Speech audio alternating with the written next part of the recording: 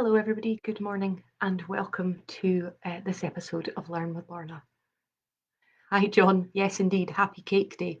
I don't think I have any, but I'm hoping to see pictures of other people's celebratory cake. 100 episodes, Stuart. Hi Penny. So yes, hello and welcome to Learn with Lorna and the 100th episode. My name is Lorna, I'm the Community Engagement Officer with the Highland Archive Service, and Learn with Lorna is a series of films designed to share the collections of the Highland Archive Service in our 4 archive centres in Inverness, Wick, Fort William and Portree. So some of you, if you're joining for the very first time, you'll be seeing lots of comments coming in about the fact that it's the 100th episode. I'll come back to that shortly. This series, Learn with Lorna, is brought to you by High Life Highland at no cost to the viewer. High Life Highland is a charity registered in Scotland, and there's no payment or subscription required to take part in this series of events. But if you're able to donate towards our work and help us continue to do this and a range of other things, then we would very much appreciate that. And there's a link to be able to do so in the text, whether you're watching live on Facebook or subsequently on YouTube. So yeah, we're finally here. It's the 100th episode. Quite extraordinary to think that we have been doing this for nearly 2 years. We'll have another celebration for the 2-year mark. That's not far off. But yes, considering I set them out originally as 14 episodes to help people who were homeschooling, and we're now at 100 episodes with a really wide range of people watching. So this is the 100th episode and also the final episode in this month's February theme of love and relationships and so on. I wanted to start really by saying thank you so much for all your support and for being with me throughout these 100 episodes. Thank you for all your lovely, lovely comments. I can't tell you what they've meant to me in the course of the last 2 years, which have been so traumatic in many ways. And of course, today continue to be traumatic and upsetting. But your comments and your support have meant a huge amount to me personally and also to the wider team. And thank you as well to those of you who comment later in the week or later in the day when you watch. I see them all coming in and I'm very, very grateful for them. If you're here for the first time, then welcome to the family. If you've been here since the beginning, thank you so much. Okay, so we're going to start on this week's episode, Love and Relationships in the KJ Mackintosh collection. This is a collection which revealed a different story to me than the one I was expecting. And I'll come back to that shortly. So I don't know that it will be as life-affirming and emotive as last week's Davidson collection was. I know lots of people commented about how much that story had meant to them. But yes, it took an interesting turn as I was researching it, but I think it's still a very good one to share, but for a different reason. So I'll come on to that shortly. So yes, we are looking at the KJ Mackintosh collection, which is a deposited collection held at the Highland Archive Centre in Inverness. It's a collection that was given to us in 2011. It comprises 4 boxes, 3 volumes and a plaque. And it dates from the mid-1800s to the 1980s, but the vast bulk of it is from the early 20th century, and that's what we're going to be looking at. It tells the story of a business and the family behind a business. The business is KJ Mackintosh, which was based in Eastgate in Inverness. Started off as KJ Mackintosh Cycle and Motor Agents in the 1920s. It then, very interesting just to see the progression of the business, really indicative of the way technology and the world changed through those decades, because it started as Cycle and Motor Agent, then it became a cycle agent, then it became a radio and cycle agent, and then in the 1960s it became KJ Mackintosh Radio and Television Dealers, and then in the 1970s it incorporated Nursery World in Baron Taylor Street in Inverness. So you can really see the progression of the business as new technology came into play. Now, like many similar collections, it shows the parallel lives of the business and the family who run the business. So much like the Baron collection, if you remember, I talked about that tells the story of the development of the Inverness Courier side by side with the story of the Baron family, and this is very similar. And in this case, the business side of the collection is reflected in corporate records, staff records, accounts, stock books, sales books, audits, banking records, and so on. So very much detailing the management of the business, what they're selling, how they're selling it, who's selling it, and so on. And also, so you can use those to look at the changing finances, stock, and staff of the business. But this week, we're going to put the business side of it to one side and look at the family side of this collection. It's relatively unusual compared to a lot of the the family collections I've spoken about, in that it focuses around a family unit. So if you remember when I spoke about the Fraser Tytlers or Baileys of Dunayne, that's generations and generations of a family being represented. This one really focuses around a family unit, a husband, a wife, and their 3 sons, with not a huge amount before or after in the family papers, but a huge amount about those individuals. So let's start by looking at the couple, Kennedy John Mackintosh, the KJ Mackintosh of the business name, and Catherine Sutherland Stewart. There are hundreds of letters between this couple. They were both from Inverness, and they had known each other since childhood. But again, as we've seen in very similar collections in the last few weeks, they were separated by geography.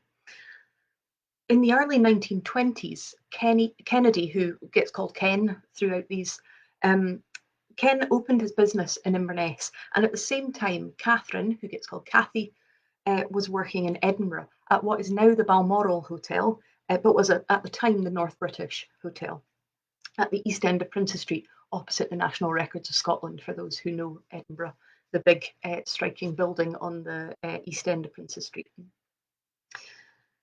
And as I said, when I started looking into this collection, I didn't find the story that I was expecting to find, but I wanted to share it and to explain why this is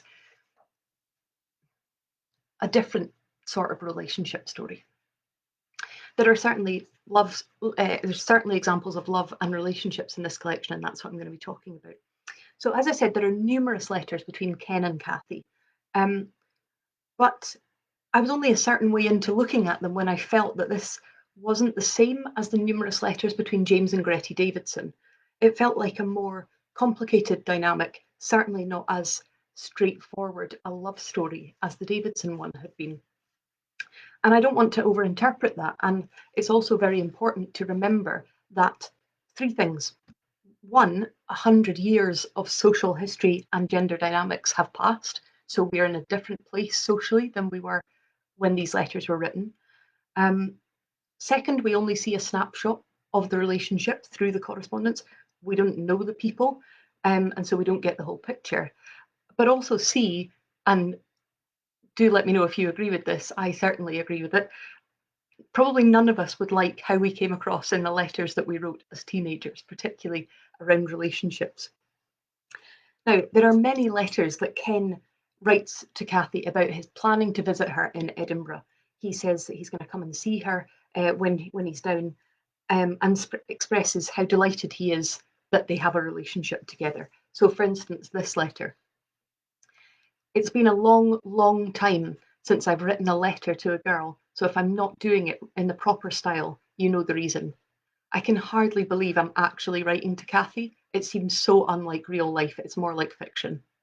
Well, Cathy dear, I hope you're well and happy and enjoying life the best you can.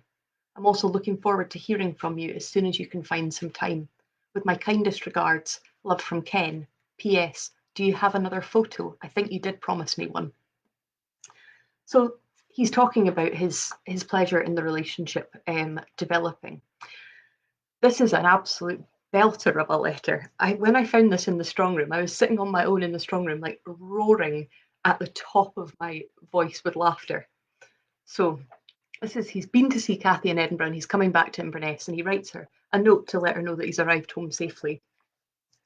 Cathy, darling, I've just got back safe. No mishaps of any kind, except that I went off the road several times before I got to Perth.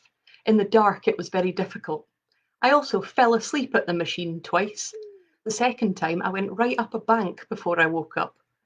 I had eventually to stop, and I lay down at the side of the road and slept down for half an hour, but I hadn't my Cathy to keep me warm. Anyway, just writing this in a hurry to let you know I got home safely. But it was just that opening line, no mishaps at all, apart from going off the road several times, falling asleep at the wheel, and sleeping by the side of the road. Like, what is that? Who says that? But in Ken's letters, one thing that I came across, as I say, that started to make me think, oh, this is a different sort of dynamic in this relationship, is he frequently expressed his frustration when things didn't go to plan. And although the two both wrote to each other, and we have letters from both of them, there are far more letters from Ken, which might just be a matter of survival, but there are often references in his letters to his annoyance or his disappointment that Kathy is not communicating enough. She's not in touch enough. She's too busy with other people and not focusing on him. And at one occasion during a visit to Edinburgh, there seems to have been a falling out, and this is a common theme that occurs in the letters. Not all the time by any stretch of the imagination, but there are fairly regular references to the fact that they've disagreed, that they've fallen out, that they need to try and get on better. Including an interesting sentence that Ken writes to Kathy saying, I suppose it's because we've been so little together, which is interesting. You wonder, they've obviously known each other since childhood. It's almost like there was a plan for them to get together, but they haven't spent a lot of time together. But I don't know. On this particular occasion after this time in Edinburgh, Ken's letter is incredibly angry, and he says he's disgusted with himself for bothering with Kathy. He says that there is no love in the world that would sustain such an indignity as you have subjected me to. That sort of thing will only happen to me once by the same person. If I cannot win a girl's love, I will at all times command respect. No girl will ever play with me like that, and your excuse for the delay in replying is an insult to my intelligence. You have made me very angry indeed. So you see what I mean about the fact that this relationship is different from the relationships we've looked at so far. A different dynamic, but like I say, and we need to remember that we don't know the people involved, and that, as I say, time has passed and social norms have passed. Here's another example. You remember when Ken asked Kathy in that PS to send him a photograph? Well, she did, but she possibly regretted it, because this is his reply. I'd love to see what you all make of this response. I've got a little frame for your photo, and I have it on the mantelpiece of my bedroom. So you see, darling, I'm seeing you quite often, and you are so much nicer in that photograph than you are now, because you had it taken before you cultivated that fringe. You will never have any peace, dear, so long as you have that fringe. So let it grow out, and then you will be really nice looking. So I'll just leave that with you to have a thought about.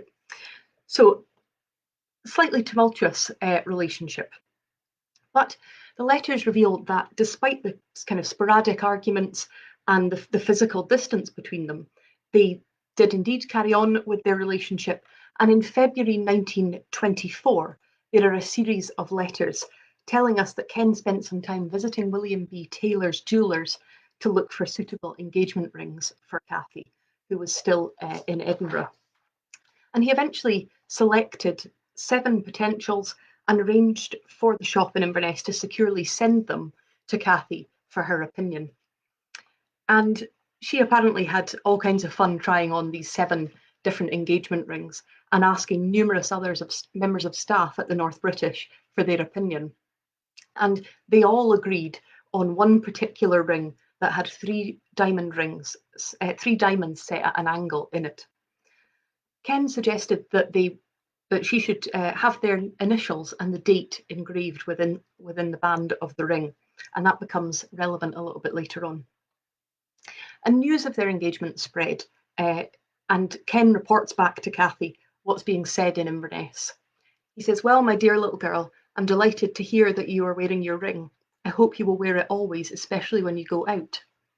I think it looks rather nice in the right light, bright and sparkling, just like your dear self. I may tell you I've been getting a lot of congratulations since I came back, and from places and people who I would never think knew about it. I was down at the railway offices yesterday, and I know 1 or 2 of the girls there, and they seem to know as much about it as ourselves. They just said that no one was denying it, and they knew that I was very thoroughly and properly engaged to Kathy, who lives in Edinburgh, and although they didn't know your full name, they had heard that you were awfully nice. I also received great congratulations from Mrs. Niche, who's the hotel owner where he's staying. I had great congratulations from Mrs. Niche when I told her. She thinks you are a nice sort of girl, and of course I assured her that you are. And to crown it all, I went across to the Edgars last night, and you should have heard Mrs. Edgar. She was talking about you all evening and telling me how good I would have to be to you, and I have to take you over to tea when you next come up. And that engagement came to fruition, and the couple got married in Edinburgh on the 16th of January 1925 at the North British Hotel. The bride's parents weren't in attendance. I'm not entirely sure why, but I don't think there's anything to be read into that. I think that we saw that in the Barons as well, that James Barron's parents couldn't make it. So the bride's parents weren't there, but we have in the collection a letter written by the minister who performed the marriage ceremony, writing to her parents to tell them about the wedding. And it is addressed from Warden's Lodge, Mound Place, Edinburgh, 23rd of January 1925. Dear Mr. and Mrs. Stewart, I have meant for several days to write to you, but pressure of work has prevented me. I wish just to say what a pleasure it was for me to perform the service of the marriage of your daughter Catherine to Mr. Mackintosh on Friday last. Our only regret was that you were not able to be there, but I want to assure you how delightful the whole wedding was. I trust that a very happy life is in store for the bridegroom and the bride. With kind regards, I remain yours sincerely, J. Harry Miller. Ken and Kathy settled in Inverness, and they had 3 sons. They had their son Dennis in 1928, Gilbert, who got called Gib, in 1931, and Gordon in 1932. But it's clear that maybe some of those warning signs that could perhaps be seen in Ken and Kathy's early correspondence didn't really disappear. There's a gap in the correspondence in the 1930s, presumably because the family were all together and there was no need for them to be writing to each other. So we pick the story up in the mid-1940s through a different set of letters in the same collection. These are the hundreds and hundreds of letters that Kathy sent, that were sent between Kathy and her son Dennis. And that's why I called this episode Love and Relationships, because there are several key relationships that feature in this collection. There's the love between Ken and Kathy, and then the kind of difficulties that surrounded that, but also the love between Kathy and her sons, and particularly Dennis, there's a very strong bond between the mother and the son. Now, in the aftermath of World War II, a conflict had developed or had continued to develop between the Arabs and the Jews in Palestine. And this was escalating, and the British Army was in the area. And one of those who was there as part of that British Army response was Dennis Mackintosh, Kathy and Ken's oldest son.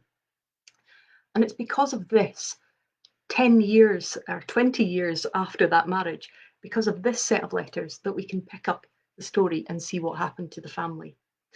Now, mother and son wrote to each other several times a week, and one of the things that is frequently referred to in this correspondence, of course, there's all sorts of local news and what's happening in the area, and all sorts of Dennis writes back about what's happening in Palestine.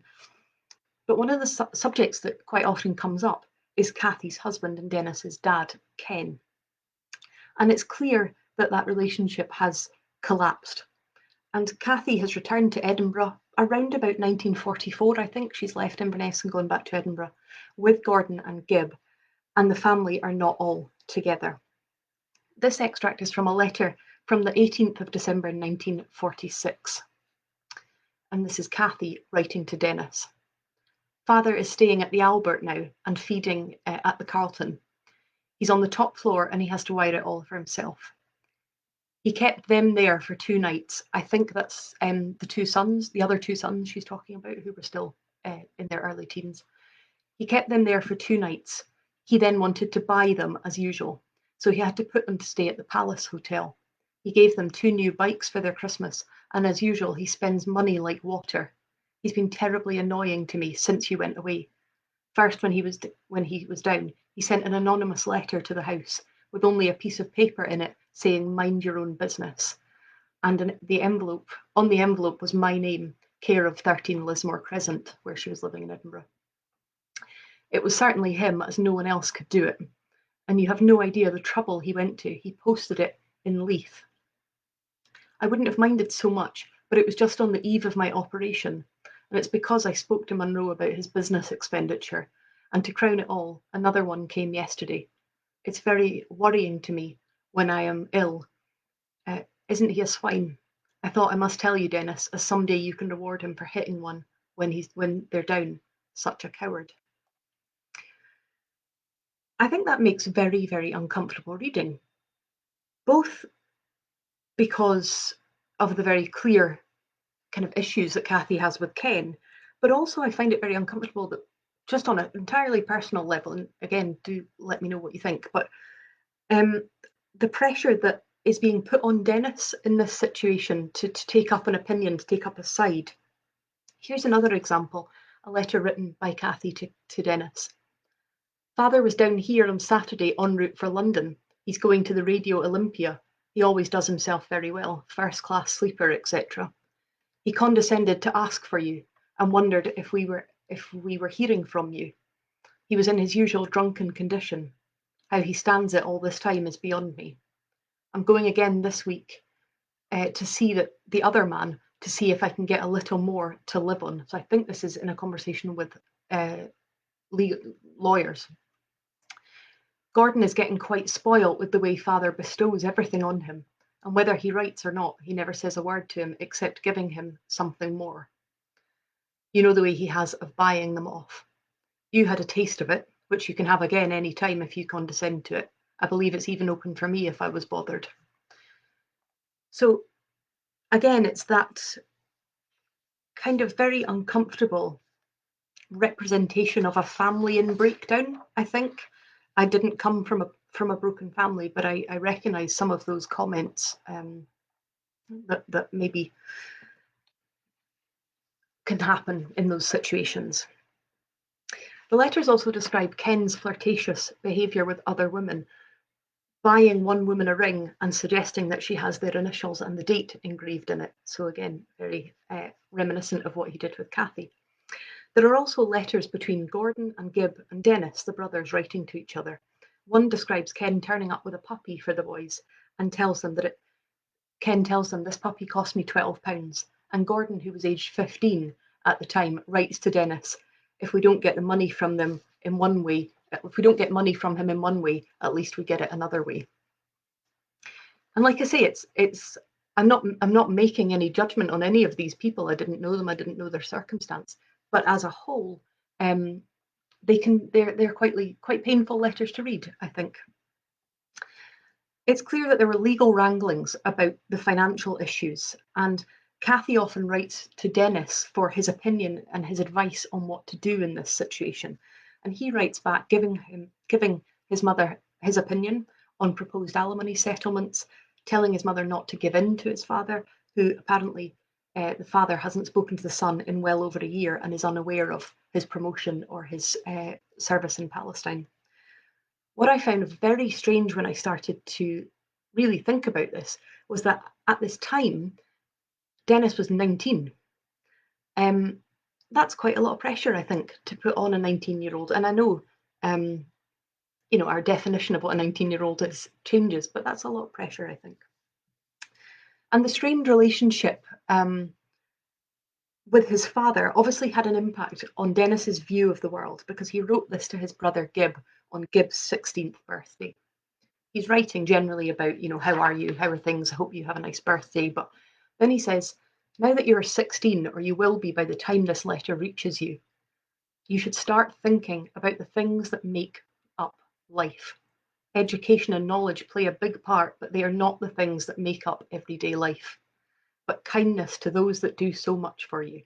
I'm not saying that you're an offender, but we all have our faults, and in many cases, if we just stop to think, now and again, we could rectify them.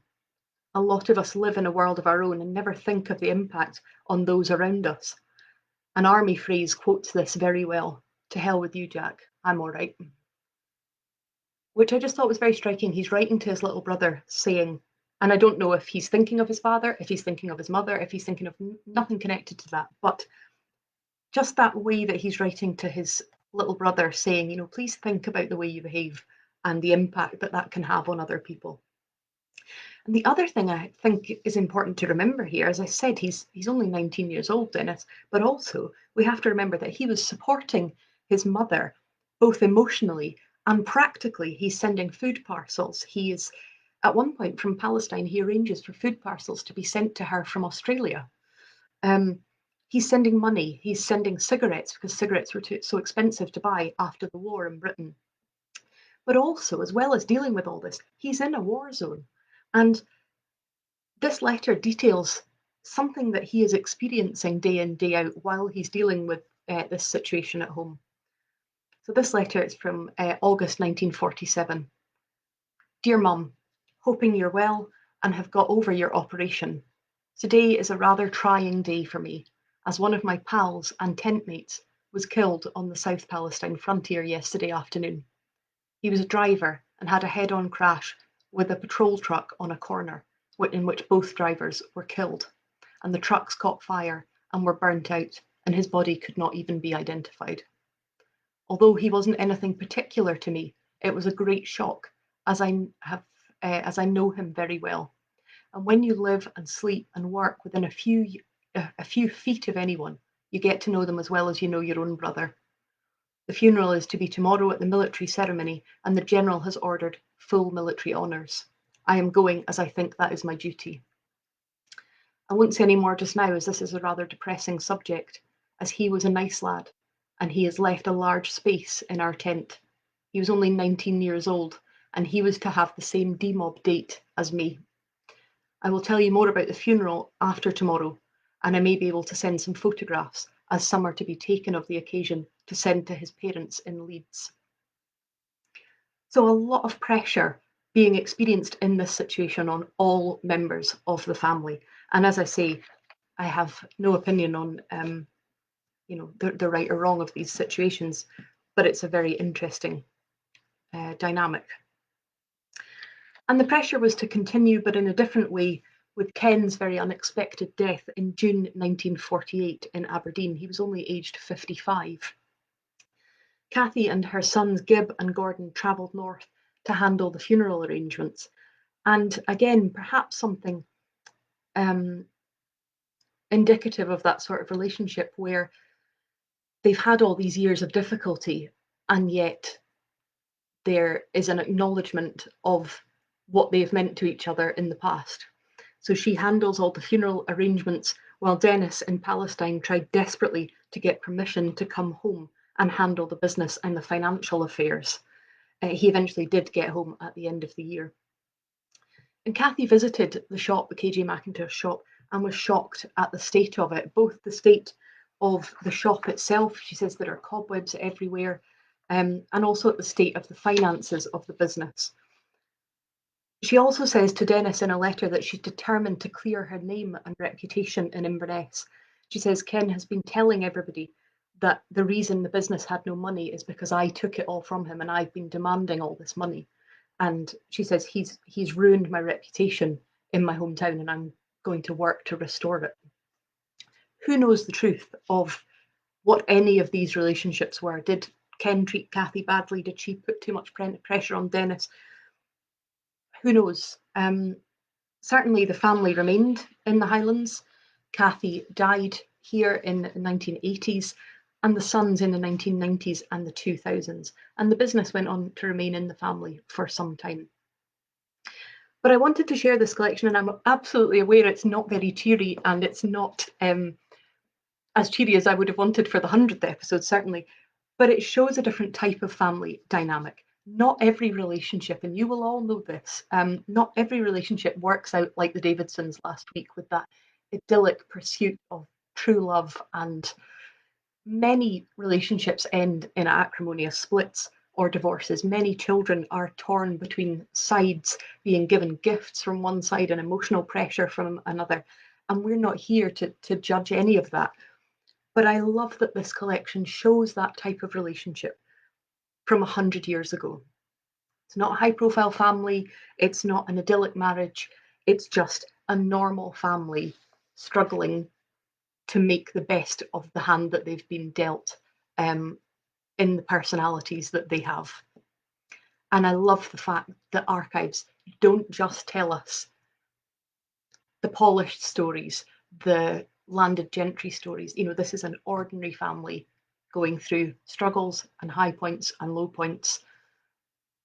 And I think that's every bit as important to share and to talk about. I hope you've enjoyed that, thinking about that different aspect of a collection. Unusual for a collection to, certainly in my experience, unusual for a collection to reflect negative aspects of a relationship like that. Generally, people destroy the things that don't make them look great. So I'm glad that we have the collection, and I hope you enjoyed hearing a little bit about it. I've put the next episodes up for March. In March, we're going to be looking at women in our collections. So there's a series of episodes. I'm starting next week with the MacLean sisters, which is a collection held in Inverness. But then I'll be looking at women in our Skye and Loch archives, women in the Caithness archives, women in Loch Aber archives as well. So I hope you can join me for that. I am going off to open a parcel that one of you sent me to mark the 100th anniversary with a very clear message on it saying it's not to be opened until today, so I haven't opened it. So I'm away to do that. But thank you again for all your messages and support over the last 100 episodes. I can't tell you how much I appreciate it, so thank you very, very much. This series is brought to you by High Life Highland at no cost to the viewer. High Life Highland is a charity registered in Scotland, and there's no payment or subscription required to take part in this series of talks. But if you're able to donate towards our work, then we're very grateful for that. Thank you.